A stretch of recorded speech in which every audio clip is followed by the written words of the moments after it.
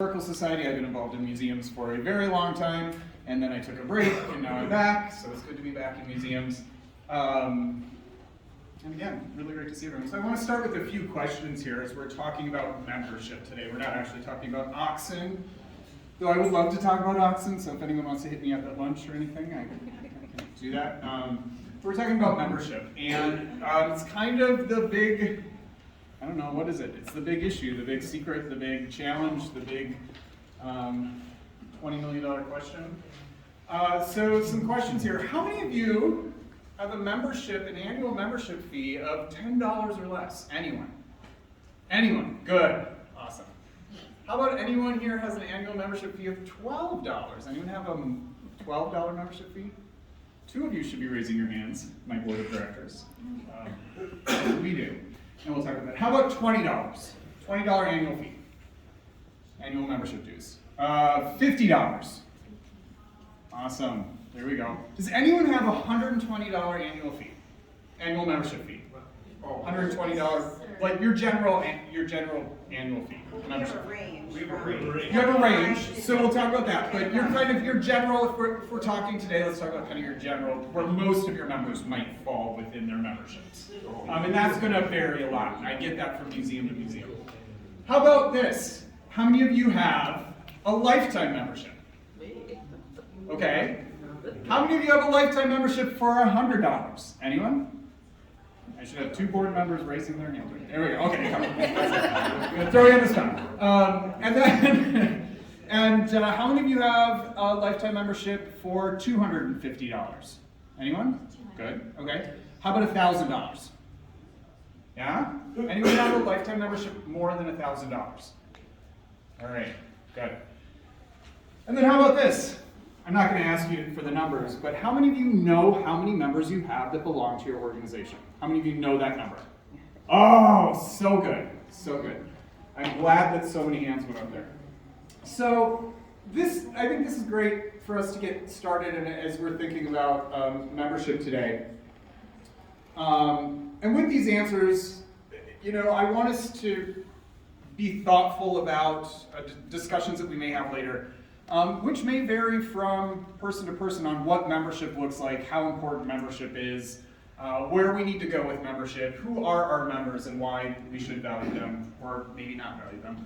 And I really want to think about two key points going through today's discussion. And the first is, does membership in our orgs really matter? Does it really matter? Let's think about that. And if it does, how do we prioritize membership and outreach? So how do we prioritize that within everything else we have to do as small museums? Where do we put that membership on the back shelf? And then the second thing I want us to be thinking about as we go through today is, are we serving a self-defeating cycle by undervaluing our members and thus devaluing ourselves? So when we talk about putting a number of dollar amount on membership, are we really valuing ourselves, or are we just trying to say, well, I don't know, maybe someone would pay X amount to be part of our organization or not? So I'm going to think about those things. I'm going to keep those at the forefront of our minds as we go through the discussion today. So we know that the pandemic has done something to change the way our organizations and the way we engage with the public, right? Like, that's just a given. We've heard it. We will probably hear it at every presentation today. And it's something that we have to deal with. A 2019 study by Wild Apricot found that 68% of nonprofits asked, so this is 2019, so in the middle of the pandemic, 68% of nonprofits asked rated growing membership as very difficult or their number one challenge within their organization. Anyone want to agree with that? We think that's something that we think about often, I would think. 11% of those organizations saw a decrease in membership, 25% saw stagnant membership, and 32% saw an increase of less than 5%. How does that rate with how we're feeling in this room? Do we feel like we were pretty stagnant in membership growth over COVID? Did we see some growth? Did we see a decrease in our membership? I saw an increase. You saw an increase? Because that's what I focused on. Okay. How did you choose to prioritize that, Nicole? I love doing it. Okay. Yeah. And it was part of engaging our members, getting out there. I mean, I called a bunch of them just to say, hey, just checking in, how you guys doing? Great. So it's that outreach and that involvement. I saw some people say their membership went down. Anyone want to talk about struggles with membership going down over COVID? Or not? Yeah. Well, we kind of screwed up. We said that at a time, we thought we would do something, that reverse psychology thing, and so we said, instead of us asking you for your membership drive, we are going to be giving you a free membership for the year, and thank you for staying with us. So we thought, and if you would like to, you could give a membership, or purchase, or give a donation in the, so we thought for sure we would get at least the same amount of membership back, and that was a dismal failure. It did not happen. Okay. People just, they took it and ran. And so re-upping again has been, getting those people back has been a struggle, so like epic failure. Yeah. Do you feel like, just to follow up on that, do you feel like you're investing more time now just to maintain the status quo? Absolutely. Okay. Okay. And then I saw a hand over here. Yep, I would ditto kind of what she's, a lot of people lost track of even what they were members of over COVID, and when, you know, you kind of like kept sending the postcards, sending the letter, and they maybe decided like, hey, there's no events, I'm not really going to anything, you know, maybe it's a good time to just let it go. And so getting people back and engaged and wanting to be a member, I feel like we're not getting new people at the same rate as the upper ones are dying. Wait, you mean we're aging out? Our membership's aging out? They're aging out, the replacement is not at the same pace. Yeah, great.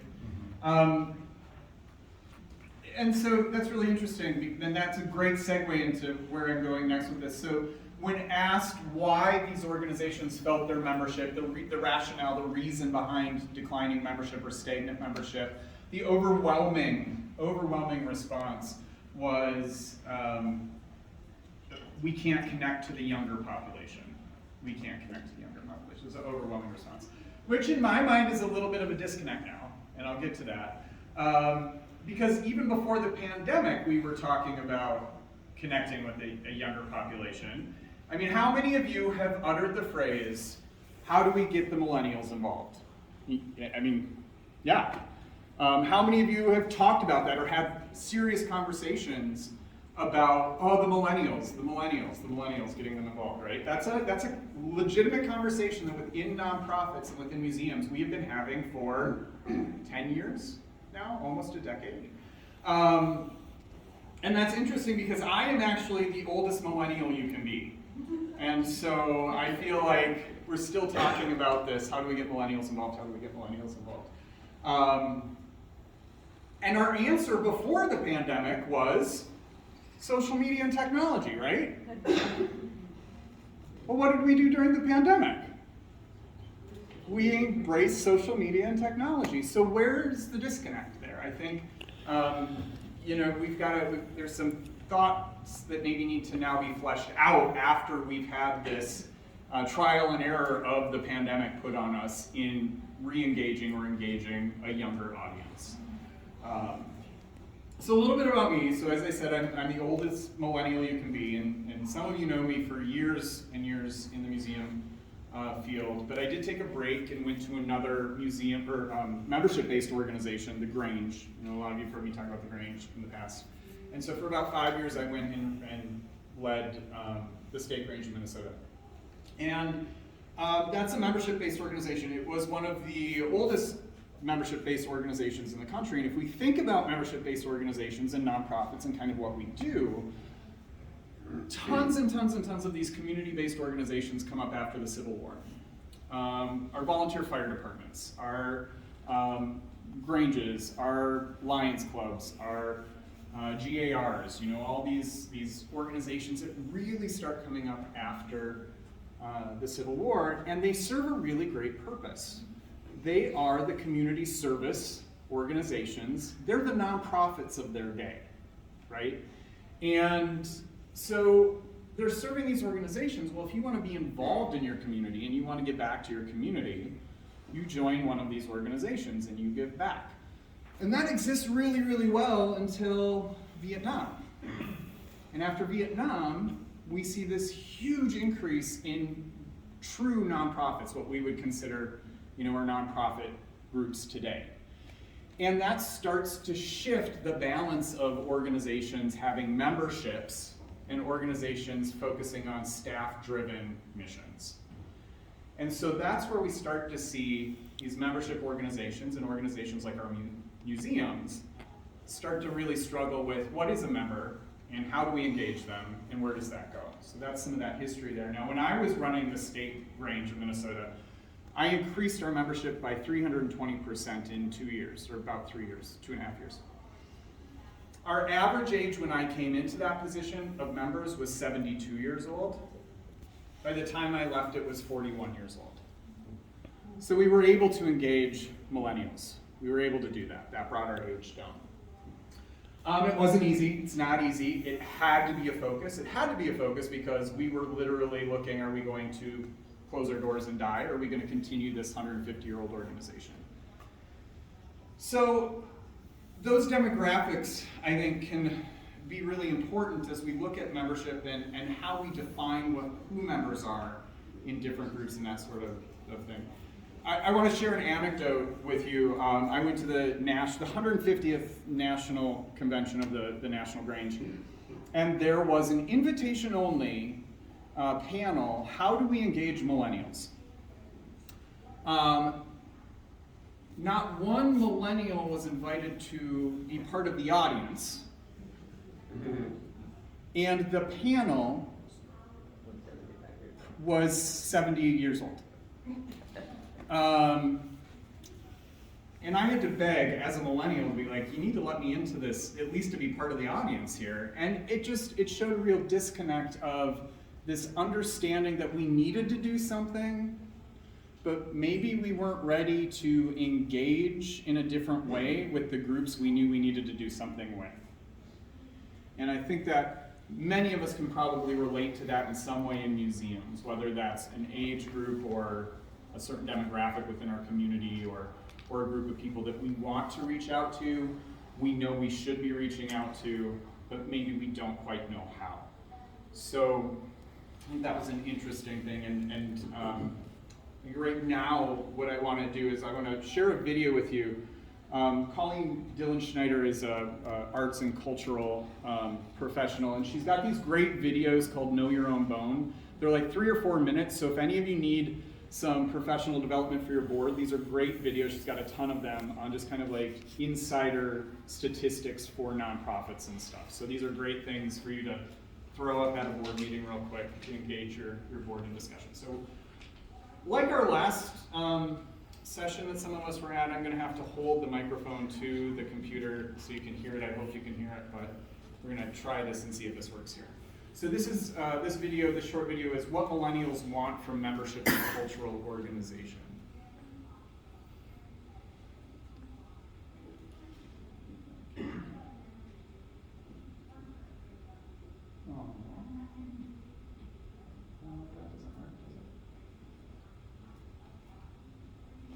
It's YouTube, you should just be able to click wherever. Okay, hang on. I'm sorry, technology. But you're a millennial. I'm a millennial. Okay. Well, one thing's for sure. They want something different. Can you hear that? Generations that came before them. Really? You're watching Know Your Own Bone, Fast Facts for Cultural Executives. I'm Colleen Dillon Schneider. Don't have many millennial members? It's maybe because we haven't evolved your membership program to match the benefits that millennials actually want. Wait, you say, maybe millennials just don't want to be members to cultural organizations in the first place. Thankfully, that's not the case. In fact, as you can see in this data from Impact, millennials actually report more interest in membership opportunities than members of Generation X and baby boomers. And if this is the case, and data suggests that it is, then why don't millennials make up a majority of members for most organizations? In many cases, it's because organizations just don't offer or even highlight the kinds of programs that this generation cares about. Take a look at this. On behalf of an aquarium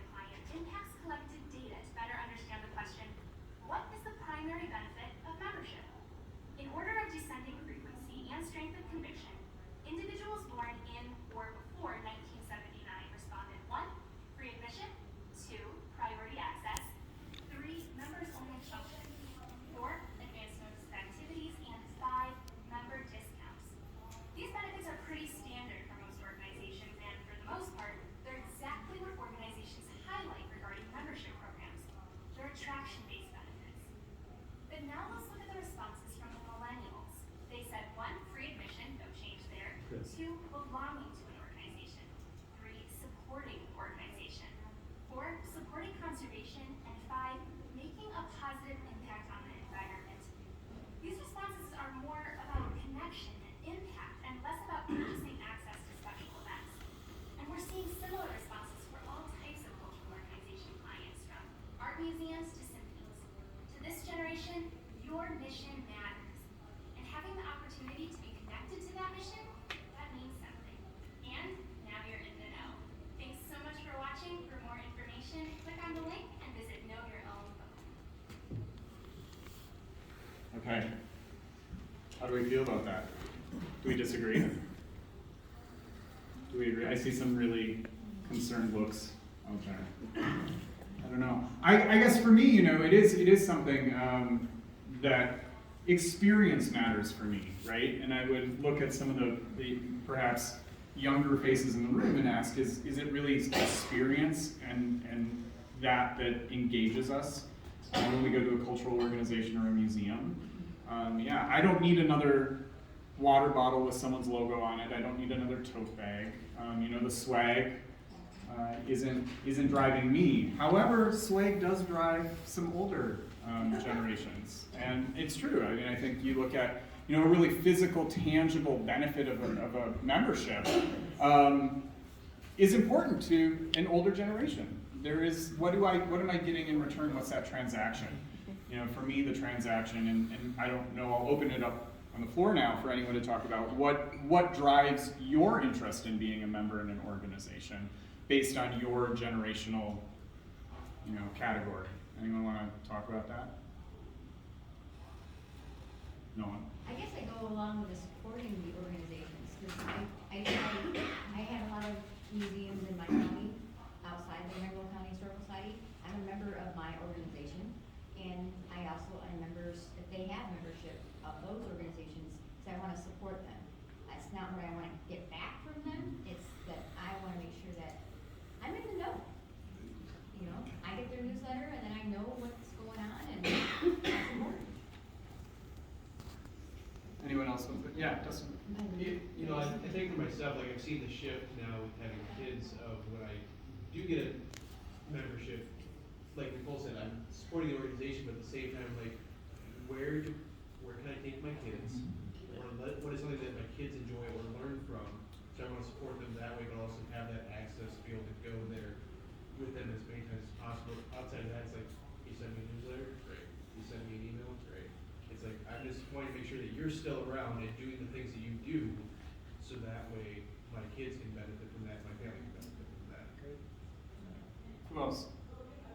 Anyone else want to say anything about why they choose to belong? You guys aren't members of any other organization at all? Come on. So I mean, if anyone has anything to say, please jump in. I think when we're looking at this and we see, and I think we can all say, yes, we've got an aging membership population, right? We're aging out, our memberships are aging out. We do need to figure out how to get, you know, those 1979ers and younger involved, and that's talking about up to the point where we need to start getting them involved. And so how we do that, I think, is different than the understanding of what it meant to belong to an organization previously for some older generations maybe. I'm going to give you another anecdote here. In the Grange, there's a Grange in California called Sebastopol Grange. And they were founded in 1873, had met the same night every other week, same time, up until I Love Lucy came on the air.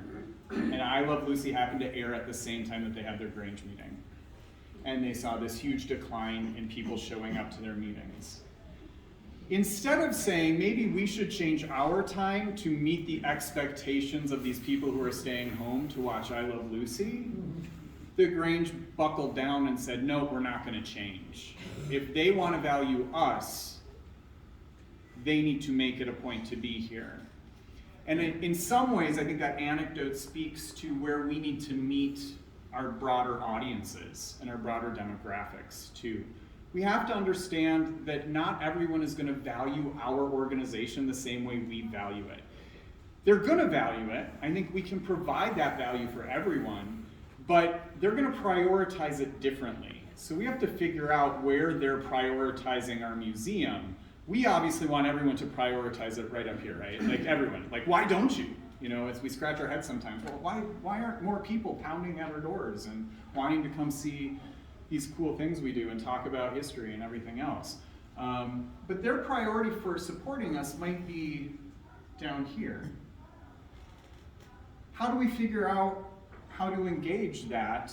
And how do we figure out where people are prioritizing supporting us so that we can gain those people in terms of membership? Anyone have any thoughts on that? Yeah.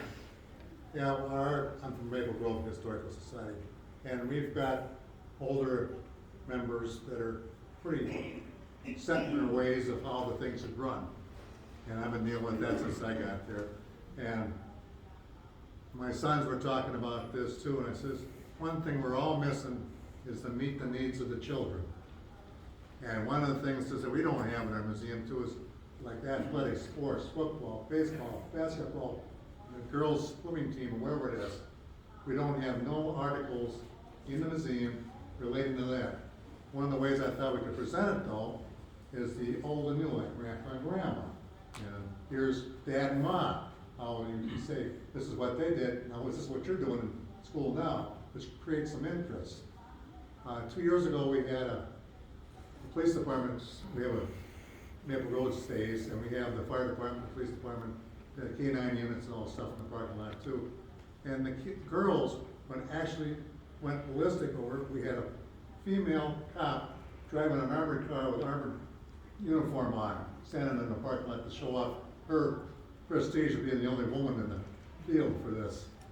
And all the little girls were just going, I want to be that gal. I says, there you go, you got your interest. You have to get interest of the children. And another thing as far as getting the adults to come in the different age groups is to find out what their interest is. Not something you assign to them, because if you assign them something, they may not like what they're getting assigned to, the next thing they're out the door. And every time somebody tries to influence them to change their idea about what they like to do, they're gone too. So there's where you lose them. And we gotta change that idea. Another thing is, we don't have the money coming into our museum, we can't get members right now because of, unquote, people like that. That kind of put down, this is why we've done it for years, and nobody else's idea is any better. So you have to deal with that issues amongst the group. As they die off, things change, but until that system gets more people involved, you're not gonna get too far usually. Great, thank you. Is there a hand over? I thought I saw a hand right. Yeah, go ahead. Well, I think you have to ask people to be a member. We have to ask people You to have be to members. ask them, and they'll say, well, I would join, but where do you find an application? And I go, I don't know where there is one, and I'm not on the board. And these are people like your age. They've worked from home. Well, I live right across the street from the local sloop, right across the street. So they work from home, so they go there at 4:30 in the afternoon because they're tired of sitting in front of their computer all day. And they're wonderful people. And they would do things if anyone asked them. So we heard it here, go to your local saloon at 4:30. You got it there. You know what? Yeah. Everybody my age either dies or is in the nursing home. So if I didn't go over there pretty soon, I would have no one to talk to. And they're very nice people. In the back there, yeah. I think one idea that we can use is somewhat playing off of a comment that Dustin made. You know, my daughter is getting to the age where she's going to start doing field trips, things like that. And my daughter literally grew up in the museum with me, so that's something like that. Heather knows.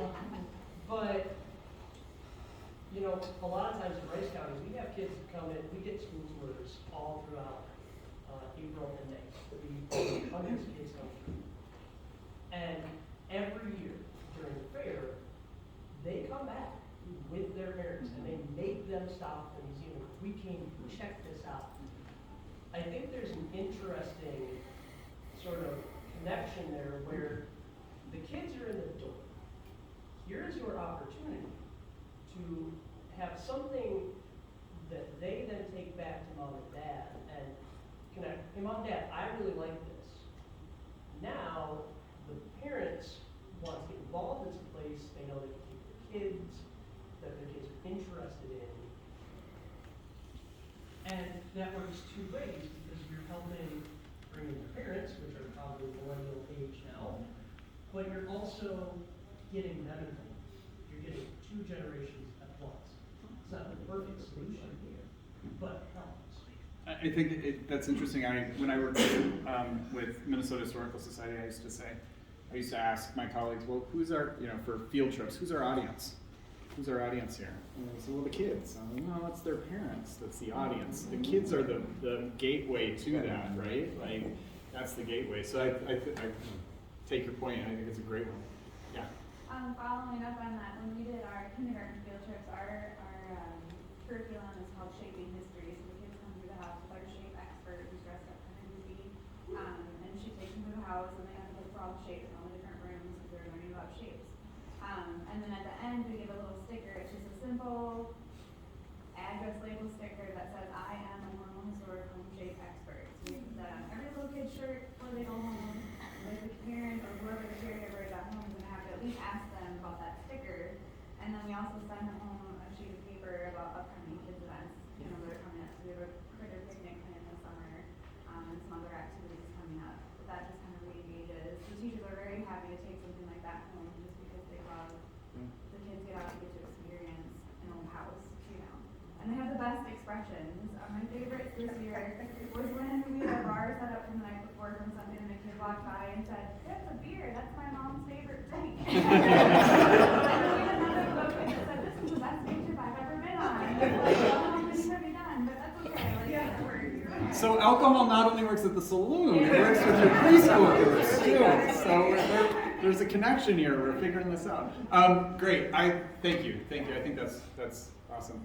Yeah. I just wanted to add, I don't know how universal this example might be to other organizations and institutions, but I know what we deal with up on the range is, in essence, our place was established by baby boomers who really wanted to celebrate and capture the history of their greatest generation parents who opened up the range, right? Mm-hmm. And so the whole idea was to capture and tell that story. Well, we're a couple generations removed now, like the baby boomers are the retirees who are on board now, right? Yes. And so part of it, so it's another generational conversation, but it's sometimes we're kind of at a loss, but there are examples like students are a captive audience, right? And so you can book field trips if you can accommodate that, and that's a way to, kind of keep that through line through the generations. But as an organization, because of our mission and because of the stuff that we have and therefore the stories that we're used to telling, the audience has changed considerably. And so there's this, the question becomes who is our audience now? How does that square with our mission and how do we make that mesh?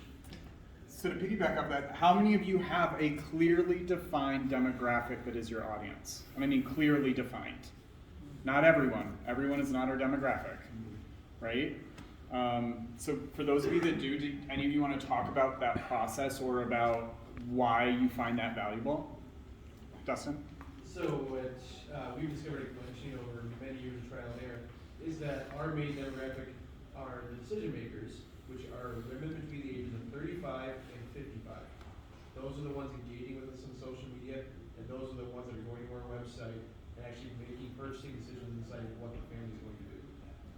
And how does Glensheen then take that to the next level once you know that and target those decision makers? Right, so we'll, direct social media posts that direction. We also, so that's where we've incorporated into our tour model, tour enhancements, where, usually for the kids, we have an I Spy activity during different seasons. Right now, we have a Pretend the Fox coin hunt that's starting next week. So we hide coins on the estate, kids go find it, they bring it to the gift shop, they get a tattoo.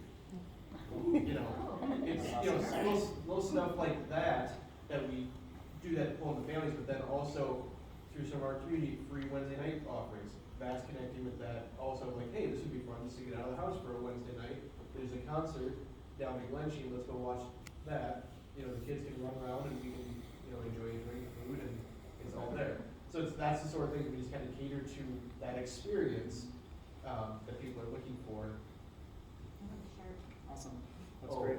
The shark, that is, the demographic that loves the shark is 65 plus. Most of them are sticking their head in the shark and having somebody else take a picture with it, so. So I would encourage everyone, and this is something that we need to do at my museum as well, to really define that key demographic and specifically, very specifically, what is that age group, that income bracket, and everything else that you're looking at, because that's going to help us as well bring in that membership, or at least a form of membership, right? Anyone else want to add anything that we're talking about? Heather, yeah. So I'm with the Blue Earth County Historical Society. We were very fortunate with the Big Quest. We were able to work with a marketing consultant, very local, and she helped us really distill it down. And we actually have 3 different target markets. We have the travelers, those who are just coming through the Mankato area for a concert, for a show, for something like the state park, and how they're going to be different than the families in the area marketing to come into our kids area in our museum, which are going to be different than kind of those early retirees, those 55 to 65-year-olds, and those looking to do that. So we have very different demographics, but we've determined it to be kind of really those 3. So, and each marketing one is differently there for how we're targeting them. And do you have any results you can share with us about how that's going in terms of engagement? So we just started implementing it, and then the pandemic hit. Sure. So a lot of our social media target posts leading up to the pandemic were really focused on the interests that we kind of defined for families and just that range there. So boosting posts that way to be really specific at this is what we're looking for. Great, thanks for sharing that. Now, TJ, Yeah. are you talking the demographics that you're looking at for visitation to your sites, or are you talking about membership? It is Or are they almost the like same? you are reading my mind, because that's where I want to go next. What do we call members? We've got visitorship, we've got members, we've got experiencers, which I think is something that's different even still from that, So this is where I think, even within the title, what do we call our members? What do we call them? And so maybe do we need different programs that are membership programs that we call by different names to target our different audiences to get the outcome that we want from that group, right? They're all going to be different. So this now becomes really, I know everyone's like, oh gosh, I've got enough to do already, and then I don't have to do this too. But as we look at the importance of members, and I think, I'm going to put everyone on the spot here. Is there anyone in this room that thinks membership is not important? Anyone? I have run into people within our industry that do think membership is not important. They think, oh, let's stop focusing on members, let's focus on volunteers, let's do some other stuff. I personally think membership is hugely important, but I think that there are different categories and different names we need to call these different demographics and engage them differently in order to benefit from membership. Because membership in the traditional sense, to me, is not gaining income from your dues, right? That's not the benefit of membership. Benefits of membership are your number 1 cheerleaders, the people that are going to be there when the roof blows off your building in a storm, the people you can rely on to, help you out in your times of need, and then our big financial asks that we go to those members and say, you've supported us this way, why not take it to the next level? So I often hear, and particularly in Grange, we heard this all the time, well, we can't charge a lot, we need to keep our members. That's where we need to make our money is through membership. So maybe even looking at what does membership look like in terms of we really want to engage 200 hugely active members on our social media. And is that one program that we do then? And is that one way of engaging a membership that's going to help support us and champion us and get our word out there and help us meet our mission? I don't know, but that may be one model amongst many. And we're all going to have our nuances within our organization. So, Brent, to your point, it's how do we define this and how do we engage for maximum results? Because what's our maximum results? It's getting our mission out there. Well, no mission, no money, no money, no mission. And it's this constant cycle, right? And while we like to say we rely on membership and being a membership organization, I have a feeling a lot of us sometimes put that on the back burner and think, well, we're just gonna tuck it away over here, right? Anyone wanna admit to maybe doing that sometimes? I'll admit to it sometimes. And that's just part of the job of having 25 million hats that we have to wear all the time and 25 million things to do and not enough money to do it and everything else. So I want to play another video. Anyone have anything to add to the discussion we've got right now? Dustin again. So somebody just keeps kicking around in my head here as like this whole thing. I'm curious to know if there's folks that have thought about when we're talking about models, throwing the membership model away and just going to an annual pass, like what our friends in aquariums, zoos are kind of using as their model of membership, but it's more so you're buying prepaid visits almost that are unlimited. We have free admissions program. Yeah, Becky. Some of us are free to start with. Yeah. So our county supports us, it kind of covers our payroll for the most part, but they've agreed to do that if we stay free. Because they want everyone, regardless of income, to be able to come for free to our museum. Who else in here has a model like that? I just want to see some hands. Well, Give 1 second. I want to go back to you. I just wanted to see some hands. So we're kind of in that, like, okay, we want to up our membership again, it's kind of dwindling, but yeah, what we're finding is the families, the 30s, 40s, they come to events and they'll put $5 or $10 in our donation box, which is great, but it just seems like a commitment It's no secret. problem, like, they don't wanna commit to anything regular. They're like, yeah, come to this, put in the $5 or $10, cause our family had a bag of popcorn or something. But we don't wanna commit, we don't wanna get called, they're afraid we're gonna have to, commit to doing something for us down the road. They don't wanna do that. So it's kind of, we'll kind of partake as the way we want to partake, but we don't want to commit. I don't know, that's kind of what I'm feeling. Anyone else feeling that too?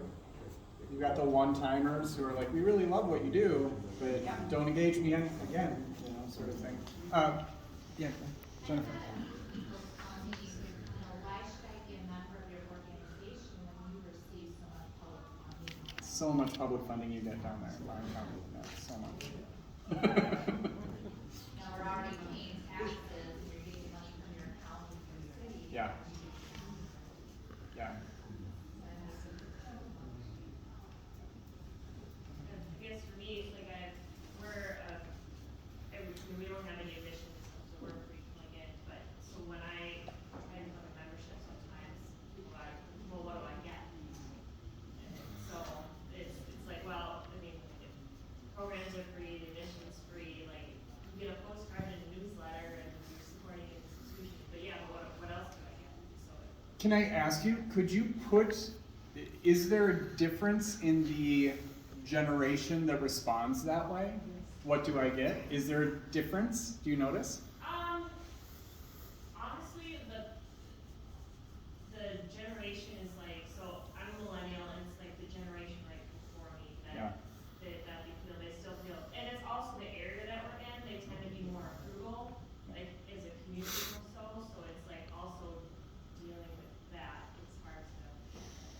Yeah, and I think as cultural institutions, we were very transactional with our members for a long time, right?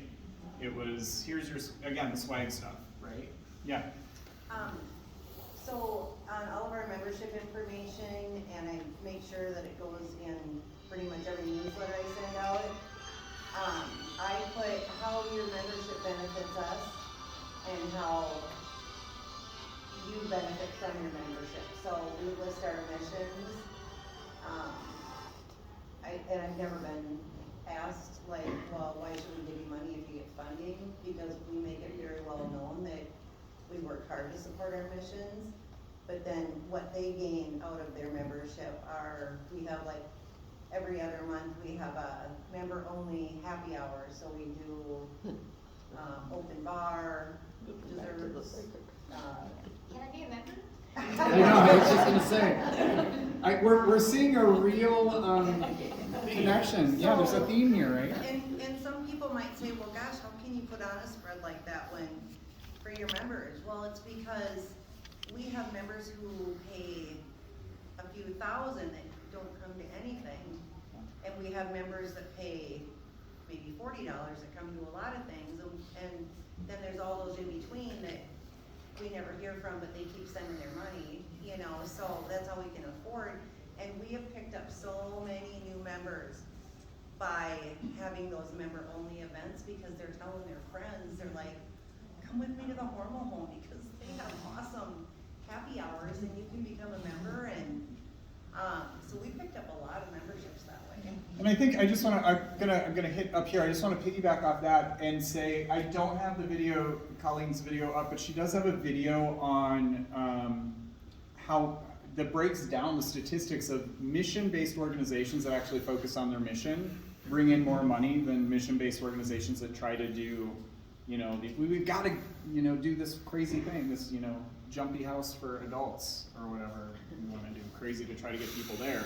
But to your point, I think it's about that mission, right? So if you're telling people, you're supporting our mission, we get more money that way. I'm gonna go here and then over back here, so. Yep. Just two quick things. First, to answer to Dustin. So at MDC, our membership is predominantly, like if you're thinking of it in terms of where does that money go, it's for a mission. And we have internally a lot of our conversations, we kind of feel like we actually undervalue or take for granted our members, because aside from the admission aspect, there isn't a lot of other stuff that comes with it. There's like a quarterly electronic newsletter that goes out, but that's about it. And you get like 10% discount at the gift shop, right? But it's primarily, it's for admission. Like if you get a membership, you get to come back free all year long, you know, depending on your learning, right? And then also in terms of being free, there's no reason, you know, it's certainly within the prerogative of a museum, like you can have certain days or certain hours with free admission, right?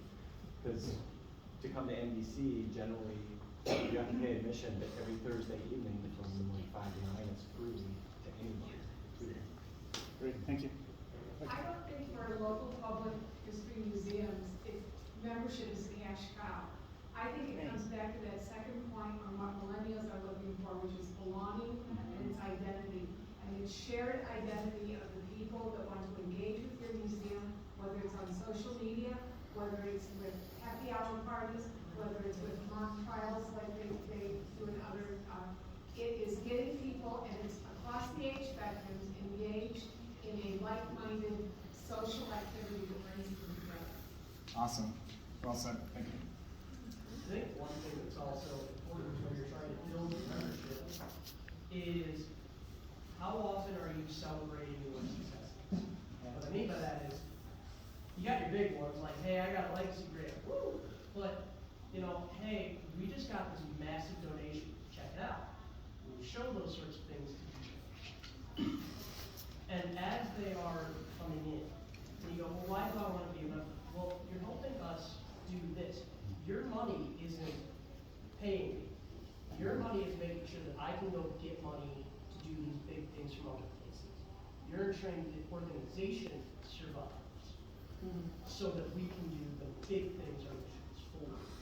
But you do that by always plugging, here are the things we're doing, here are the positives we're making, even when you're not trying to say.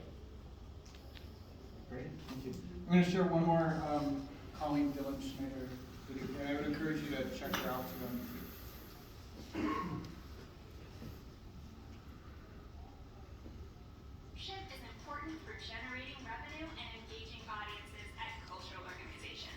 But how much more valuable is a member than a regular visitor? A lot more. Worth the extra effort. Here's the math. You're watching Know Your Own Bone, Fast Facts for Cultural Executives. I'm Colleen Dillon Schneider. If you think that members are all just glorified visitors looking for a deal, then think again. Data shows that members really are worth going out of our way to cultivate and satisfy. Let's start with the basics. How much do members spend annually compared to general admission visitors? On average, a general admission visitor to a cultural organization paid $18.94. Because the average person typically visits a specific cultural organization once every 29 months, the average visitor actually attends less than once per year. Compare that to members who, on average, spend $92.71 on their memberships.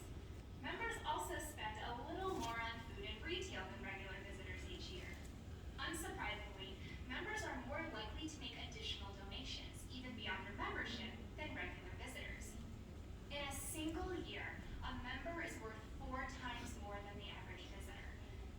This first year of membership matters, as it seems to be what separates the more engaged from the less engaged.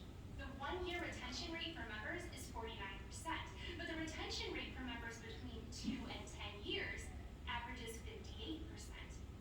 In contrast, the annual retention rate for visitors coming once every 29 months works out to only about 41%. So, what is the long-term value of a member versus a visitor? Impacts conducted a 10-year analysis of 18 organizations with paid memberships and admission programs. Check out the findings. The average 10-year visitor value is $160. This is significant, but the average 10-year value of a member is $727. In total, member revenues were 4.5 times more than people who pay general admission. 4.5 times. Not only do membership teams cultivate and engage potential supporters, they play a huge role in bringing in revenue. And now you're in the know. Thanks so much for watching. For more information.